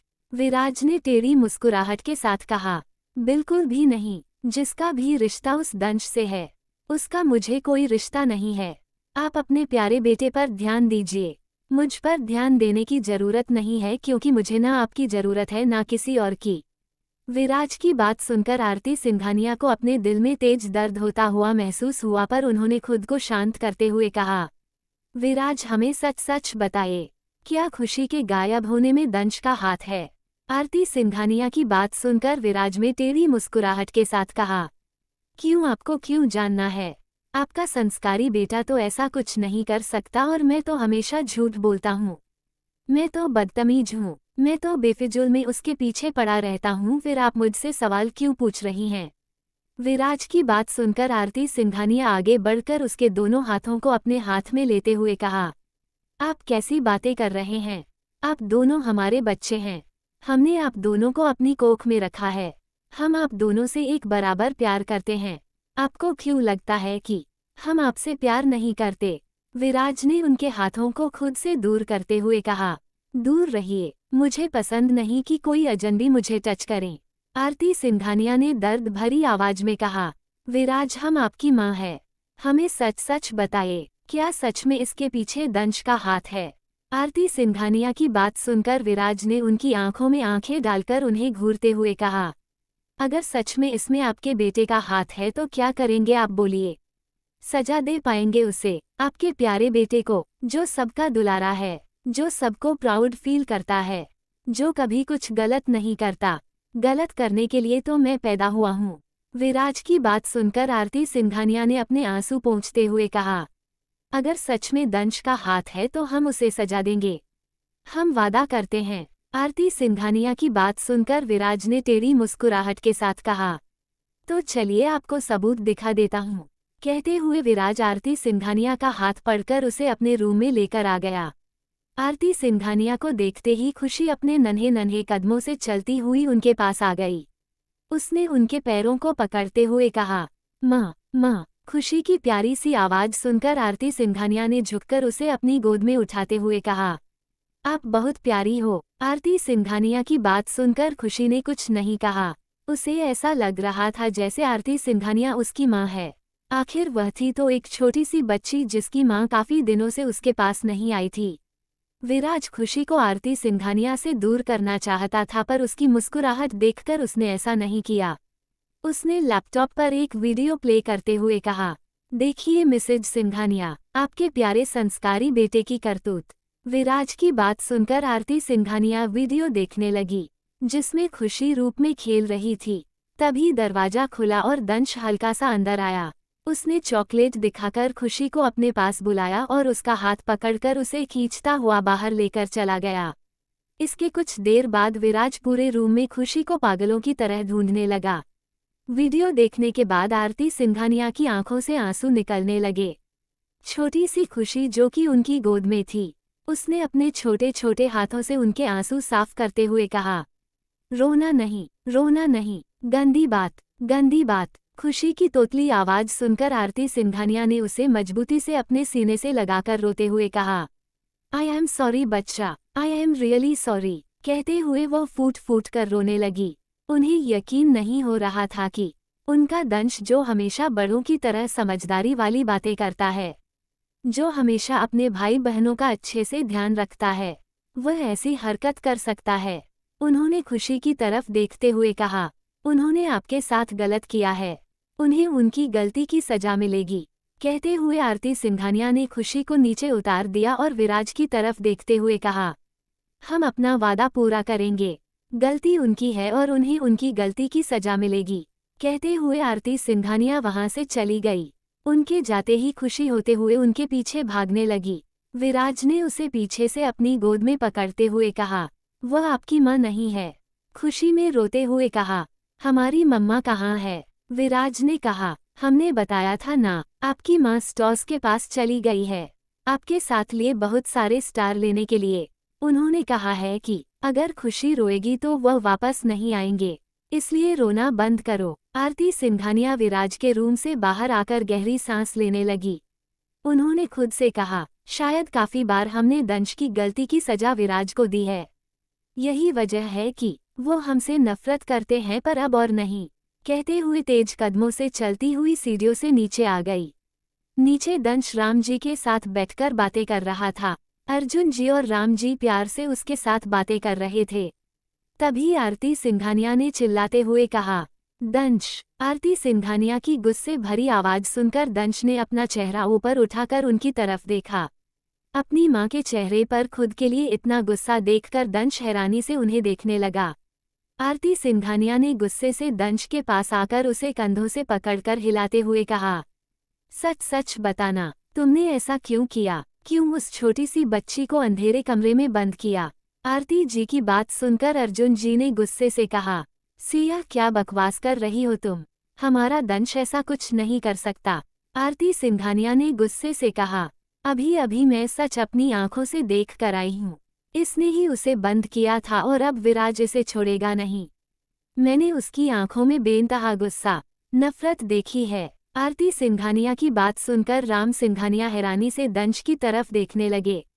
उन्होंने दंश का चेहरा अपने हाथों में बैठे हुए कहा, क्या सच में आपने उन्हें बंद किया था? सबके सवालों को सुनकर दंश के चेहरे पर डर नजर आने लगा। उसका डर ही उन सभी के सवालों का जवाब था। अर्जुन से कहानी हैरानी से कहा, तुमने ऐसा क्यों किया? दंश अपने पापा की गुस्से भरी आवाज सुनकर दंश रोने लगा। उसने रोते हुए कहा, क्योंकि उसकी वजह से हमारा परिवार खराब हो रहा था, उसकी वजह से विराज हमसे दूर हो रहा था, इसलिए मैंने ये सब कुछ किया। कहते हुए जोर जोर से रोने लगा। दंश को रोते हुए देखकर राम सिंघानिया ने गुस्से से अर्जुन और आरती की तरफ देखते हुए कहा, चिल्लाना बंद करो तुम दोनों। हमारे पोते ने जो कुछ भी किया बिल्कुल ठीक किया। सच में वह लड़की मनहूस है। उसके आने के बाद हमारा विराज, जो हमारे साथ मुश्किल से थोड़ा टाइम बीतता था, वह अब हमें अपनी शक्ल नहीं दिखाता। वह पहले से ज्यादा बदतमीज हो चुका है। हमारे दंश ने सब कुछ हमारे भले के लिए किया था। राम सिंघानिया की बात सुनकर अर्जुन जी ने हैरानी से कहा, पापा आप ये क्या कह रहे हैं? इसने गलत किया है। भले ही हमें वह छोटी बच्ची पसंद नहीं है, पर इसका क्या मतलब नहीं कि है उसकी जान लेने की कोशिश करें। अर्जुन जी की बात सुनकर दंश ने रोते हुए कहा, मैं उसकी जान नहीं लेना चाहता था, मैं बस उसे हमारे घर से दूर करना चाहता था। मुझे नहीं पता था कि उसके साथ यह सब कुछ हो जाएगा। मैंने सच में सब जानबूझकर नहीं किया पापा। दंश ने आंसू भरी आंखों से अर्जुन जी और आरती जी की तरफ देखते हुए कहा। आरती जी ने गुस्से से दंश की तरफ देखते हुए कहा, चुप, बिल्कुल चुप। आंसू बहाकर तुम अपनी गलती को छुपा नहीं सकते। तुमने गलती की है। तुम्हें किसने हक दिया कि तुम किसी छोटी सी बच्ची को इस तरह से बंद करो? अगर उसे कुछ हो जाता तो? आरती जी को दंश पर चिल्लाते हुए देखकर राम सिंघानिया ने गुस्से से कहा, आरती तुम उस अनाथ बच्ची के लिए हमारे पोते पर चिल्ला रही हो? आरती सिंघानिया ने राम जी की तरफ देखते हुए कहा, पापा मैं जानती हूँ कि आप दंश से बहुत प्यार करते हैं, पर दंश मेरा बेटा है। गलती पर उसे डांटने का मुझे पूरा हक है। आरती सिंघानिया की बात सुनकर राम जी चुप हो गए। आरती सिंघानिया ने गुस्से से दंश को बाजू को पकड़ते हुए कहा, सच सच बताओ, आज से पहले भी तुमने अपनी सारी गलतियां विराज पर डाली है ना? इसलिए वह हमसे नफरत करता है ना? आरती सिंघानिया की बात सुनकर दंश के चेहरे पर डर नजर आने लगा। अर्जुन सिंघानिया उसके चेहरे के एक्सप्रेशन देखकर काफी अजीब महसूस कर रहे थे, क्योंकि उसके चेहरे के एक्सप्रेशन देखकर ऐसा लग रहा था जैसे जो कुछ भी आरती सिंघानिया कह रही है वह सब सच है। अर्जुन सिंघानिया को याद आ रहा था, बचपन से लेकर आज तक काफी बार दंश और विराज के बीच में लड़ाई हुई थी, पर हर बार गलत विराज को ही ठहराया गया, क्योंकि वह हमेशा से ही रूड, एरोगेंट, बदतमीज था। वही दंश कभी भी किसी के साथ बदतमीजी नहीं करता था। दंश ने रोते हुए कहा, मोम, मैं सच कह रहा हूँ, मैंने ऐसा कभी नहीं किया। सिर्फ मैं इस बार उसे रूम में लॉक किया था। मैं सच कह रहा हूँ मोम। दंश को रोते हुए देखकर आरती सिंघानिया का दिल भी पिघल गया, क्योंकि इस वक्त वह छोटे बच्चों की तरह फूट फूट कर रो रहा था। आरती सिंघानिया को कुछ भी समझ नहीं आ रहा था। उन्होंने अपने गुस्से को कंट्रोल करते हुए कहा, तुमने गलती की है और तुम्हें अपनी गलती की माफी मांगनी होगी। चलो हमारे साथ। कहते हुए आरती सिंघानिया ने दंश की बाजू को मजबूती से पकड़ लिया। राम सिंघानिया ने गुस्से से कहा, यह क्या बकवास कर रही है आप? हमारा पोता हमारे खानदान का होने वाला राजा, उसे अनाथ बच्ची से माफी मांगेगा? राम सिंघानिया की बात सुनकर अर्जुन सिंघानिया ने गुस्से से कहा, आरती बिल्कुल ठीक कह रही है पापा। वो बच्ची अनाथ है तो क्या हुआ? किसी का हक नहीं बनता कि वो उसकी जान ले। अर्जुन सिंघानिया की बात सुनकर राम सिंघानिया को गुस्सा आने लगा। आज पहली बार उनका बेटा और उनकी बहू उनके खिलाफ जा रही थी, जिसकी वजह थी खुशी, वह छोटी सी अनाथ बच्ची, जिसे अब राम सिंघानिया बिल्कुल भी पसंद नहीं करते थे। बात को बिगड़ते हुए देखकर अर्जुन ने अपना सर झुकाते हुए कहा, दादाजी, मॉम बिल्कुल ठीक कह रही है। मैंने गलती की है। मैं डर गया था। मैं उससे माफी मांगने के लिए तैयार हूँ। इनफैक्ट मैं विराज के पैरों में पड़कर उसे माफी मांगने के लिए भी तैयार हूँ। दंश की बात है। सुनकर राम सिंघानिया के चेहरे पर गुस्सा नजर आने लगा। कोई आगे कुछ और कहता है, इससे पहले ही उनके कानों में एक ब्लास्ट की आवाज सुनाई दी। यह आवाज इतनी तेज थी कि सबकी रोंगटे खड़े हो गए। आरती सिंघानिया ने घबराते हुए कहा, ये कैसी आवाज थी? आरती सिंघानिया के साथ अर्जुन सिंघानिया। राम सिंघानिया भी घबराकर सोचने लगे कि ये कैसी आवाज थी। ईशा सिंघानिया, रेखा सिंघानिया, धैर्य, धानी, अनु, आलेख, अनुज सब नीचे आ चुके थे। उन्होंने घबराते हुए कहा, ये कैसी आवाज थी? सबके चेहरे पर डर नजर आ रहा था। तभी उनका ध्यान सीढ़ियों से नीचे उतर रहे विराज पर गया, जिसकी गोद में छोटी सी खुशी थी, जिसे विराज ने अपने सीने में छुपाया हुआ था। विराज के चेहरे पर इस वक्त एक अजीब सी मुस्कुराहट थी। विराज ने नीचे आकर सिंघानिया परिवार के लोगों के चेहरे की तरफ देखकर टेढ़ी मुस्कुराहट के साथ कहा, इतने छोटे से धमाके से डर गए आप लोग? विराज की बात सुनकर राम सिंघानिया ने हैरानी से कहा, क्या इसके पीछे आपका हाथ है? राम सिंघानिया की बात सुनकर विराज के होठों के कौने टेढ़े हो गए। इसका मतलब था कि ये सब कुछ उसने ही किया था। आरती सिंघानिया हैरानी से अपने बेटे की तरफ देख रही थी। उन्होंने विराज की तरफ देखते हुए कहा, ये सब क्या है? हम दंश को सजा देंगे। हम उसे माफी मांगने के लिए ही लेकर आ रहे थे। फिर आप ये सब क्यों करवा रहे हो और आप उस क्रिमिनल के साथ क्यों कांटेक्ट में हो? आप उससे दूर रहो बेटा, वो बिल्कुल भी अच्छा आदमी नहीं है। आरती सिंघानिया की बात सुनकर विराज ने टेढ़ी मुस्कुराहट के साथ कहा, वह जैसे भी है आप लोगों से 1000 गुना ज्यादा अच्छे हैं। और रही बात माफी की, माफी तो आपके बेटे को मैं मरते दम तक नहीं दूंगा। जो कुछ भी उसने मेरी बेबी के साथ किया है, उसका अंजाम उसे जिंदगी भर भुगतना होगा। जब भी मुझे मौका मिलेगा, आपके बेटे को ऐसा दर्द दूंगा कि उसकी रूह कांप जाएगी। विराज की बात सुनकर राम सिंघानिया ने गुस्से से कहा, तुम बदतमीज लड़के, भाई है वो तुम्हारा, थोड़ी सी भी शर्म नहीं आती अपने भाई के लिए ऐसी बातें करते हुए? राम सिंघानिया की बात सुनकर विराज ने उन्हें घूरते हुए कहा, जब आप लोगों से मेरा कोई रिश्ता नहीं है तो फिर यह मेरा भाई कैसे हुआ? विराज की बात सुनकर आरती सिंघानिया फूट फूट कर रोने लगी। उन्होंने रोते हुए कहा, हम जानते हैं कि हमसे गलती हो गई, पर आप हमारी गलती की इतनी बड़ी सजा नहीं दे सकते।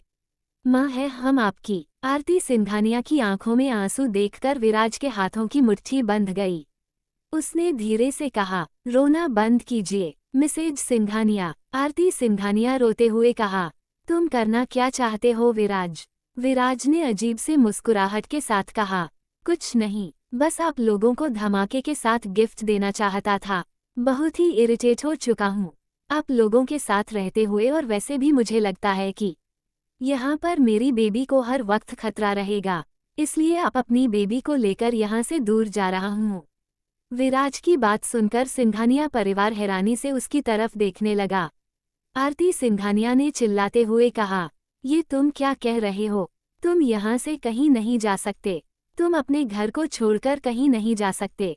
आरती सिंघानिया की बात को इग्नोर करके विराज ने राम सिंघानिया की तरफ देखते हुए कहा, प्यारे दादाजी, नाम तो राम है पर हरकतें आपकी रावण जैसी है। सुधर जाए वरना कहीं आपका सर ना कट जाए। विराज ने इतना कहा ही था कि लिविंग रूम का दरवाजा खुला और कई सारे बॉडीगार्ड अंदर आ गए। उन सब ने विराज को देखकर रिस्पेक्ट के साथ अपना सर झुका दिया। विराज ने सिंघानिया परिवार को घूरते हुए कहा, इन सबको बांध दो और 24 घंटे से पहले किसी को मत खोलना। विराज की बात सुनकर सिंघानिया परिवार के लोग हैरानी से उसकी तरफ देखने लगे। विराज ने आरती सिंघानिया की तरफ देखा, जो आंसू भरी आंखों से उसे ही देख रही थी। उसने उनके पास जाकर धीरे से कहा, माँ। विराज के मुंह से माँ सुनकर आरती सिंघानिया ने अपना चेहरा ऊपर उठकर आंसू भरी आंखों से उसकी तरफ देखते हुए कहा, फिर से कहो। आरती सिंघानिया की बात सुनकर विराज ने आगे कुछ नहीं कहा। कुछ ही देर में उन सभी बॉडीगार्ड ने ईशा सिंघानिया, आरती सिंघानिया, रेखा सिंघानिया, अनु, धानी और धैर्य को एक रूम में बंद कर दिया था और बाकी सबको दीवार से बांध दिया था, यहाँ तक कि राम सिंघानिया को भी। अर्जुन जी ने गुस्से से कहा, विराज क्या तुम पागल हो गए हो? कैसी हरकतें कर रहे हो तुम अपने घर वालों के साथ? विराज ने टेढ़ी मुस्कुराहट के साथ कहा, आप सबको मैं गिफ्ट दे रहा हूँ ताकि मेरे जाने के बाद आप सब लोगों को मेरी याद आती रहे। खुशी विराज के सीने पर सर रखकर सो रही थी, इसलिए विराज धीरे धीरे बात कर रहा था। उसने सभी बॉडीगार्ड की तरफ देखते हुए कहा, खाना खिला देना, मैं इन लोगों की तरह हार्टलेस नहीं हूँ जो इन्हें भूखा रखूं। परिवार है यह मेरा। कहते हुए विराज शैतानी मुस्कुराहट के साथ खुशी को लेकर वहां से बाहर चला गया। वही रूम के अंदर आरती सिंघानिया चुपचाप बेड पर बैठी हुई थी। विराज की आंखों में उन्हें आज एक अजीब सा दर्द नजर आ रहा था। उन्होंने खुद से कहा, पता नहीं, ऐसा लग रहा है जैसे हमने आपके साथ बहुत गलत किया है। विराज, क्या आप कभी हमें माफ करेंगे? कहते हुए वह फूट फूट कर रोने लगी। धैर्य ने उनके पास आकर उनके आंसू साफ करते हुए कहा, बड़ी माँ चुप हो जाए और भाई वापस आ जाएंगे। धैर्य की बात सुनकर आरती सिंघानिया ने उसे गले से लगाते हुए कहा, हमें नहीं पता कि वह वापस आएंगे या नहीं, पर हमने अपने बेटे को खो दिया। कहते हुए वह फूट फूट कर रोने लगी। ईशा सिंघानिया ने गुस्से से कहा, आपका बेटा एक नंबर का बदतमीज लड़का है दीदी। हमारे साथ इतना कुछ करने के बाद भी आपको उसकी याद आ रही है। कौन अपने परिवार के साथ यह सब कुछ करता है? हमें तो समझ नहीं आता कि इतनी छोटी सी उम्र में वह ऐसी हरकतें कैसे सीख गया। जरूरी है उस गुंडे के साथ रहने का नतीजा है। आप जानती है कि वह अंडरवर्ल्ड का डॉन है। सब कहते हैं कि वो हर रोज खाना खाए या ना खाए, लोगों की जान जरूर लेता है, और विराज ऐसे इंसान के साथ रहता है। आप खुद सोचिए कि बड़ा होकर विराज क्या बनेगा। ईशा सिंघानिया की बात सुनकर आरती सिंघानिया के चेहरे पर डर और घबराहट नजर आने लगी। उन्होंने खुद से कहा, नहीं, हमारा विराज ऐसा कुछ नहीं करेगा, हमारा विराज ऐसा नहीं कर सकता। कहते हुए आरती सिंघानिया की आंखों से लगातार आंसू निकल रहे थे।